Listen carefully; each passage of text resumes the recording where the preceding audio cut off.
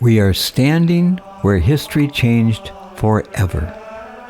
Welcome to Nazareth, where my son and I are visiting one of Christianity's most important holy places, the Catholic Church of the Annunciation. According to ancient Christian tradition, this is the site where the Angel Gabriel announced to Mary that she would become the mother of Jesus Christ. A simple conversation that changed the course of human history. Nearby is the Greek Orthodox Church of the Annunciation, within which is the spring from which Mary was drawing water when the archangel appeared.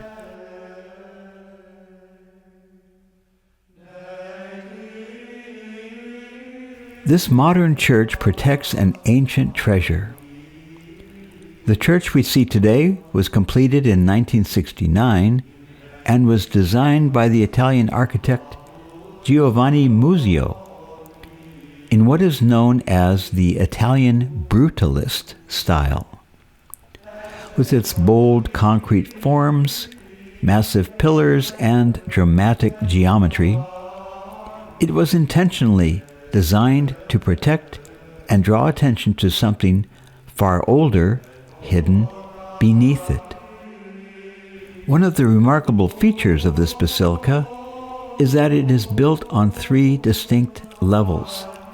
As we descend, we are not just walking downstairs. We're traveling backward through nearly 2,000 years of Christian history, layer by layer. At the heart of the church is the humble grotto, traditionally believed to have been part of Mary's home. Whether the exact location can ever be proven, Christians have honored this place since the earliest centuries as the site where God entered human history in a uniquely personal way. The Word became flesh. The Gospel of Luke tells us that Gabriel greeted Mary with the words, "Hail, full of grace." Mary's simple response, "Be it unto me according to thy word," was one of the greatest acts of faith ever recorded, opening the door for the incarnation of Jesus Christ. This church is built on the foundations of earlier churches. Around the grotto are the remains of earlier Byzantine and Crusader churches, reminding us that generations of pilgrims have worshipped here long before the present basilica existed. Every layer of stone reflects centuries of devotion, despite wars, earthquakes, and changing empires. This is a church filled with light. It's intended to look like a lantern from everywhere in Nazareth. When we return to the upper level, the soaring ceiling, stained glass, and spacious sanctuary lift the eyes upward.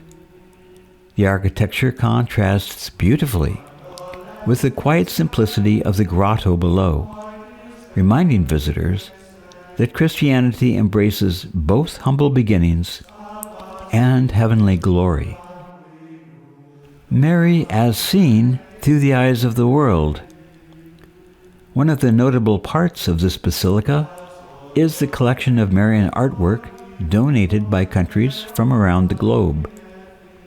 Each culture portrays Mary with its own artistic style and familiar features, expressing the beautiful truth that the gospel belongs to every nation and every people. These are not icons to be venerated. Here there is unity in diversity. As we walk past these mosaics and paintings, it is striking to see how different they all appear. Yet everyone points to the same woman who answered God's call with humility and courage. Christianity spread across continents, but its roots remain firmly planted here in Nazareth. This is a place that invites reflection. Whether you come as a pilgrim, a student of history, or simply a curious traveler, this church invites prayer. Standing where countless believers have prayed over the centuries reminds us that God often accomplishes his greatest works through ordinary people willing to say yes. Although the Virgin Mary was by no means an ordinary person. Thank you for joining my son and me as we explore the Catholic Church of the Annunciation here in Nazareth. If this visit has helped bring the gospel story to life, I hope you'll join us again as we continue discovering the places where biblical history and living faith come together throughout the Holy Land.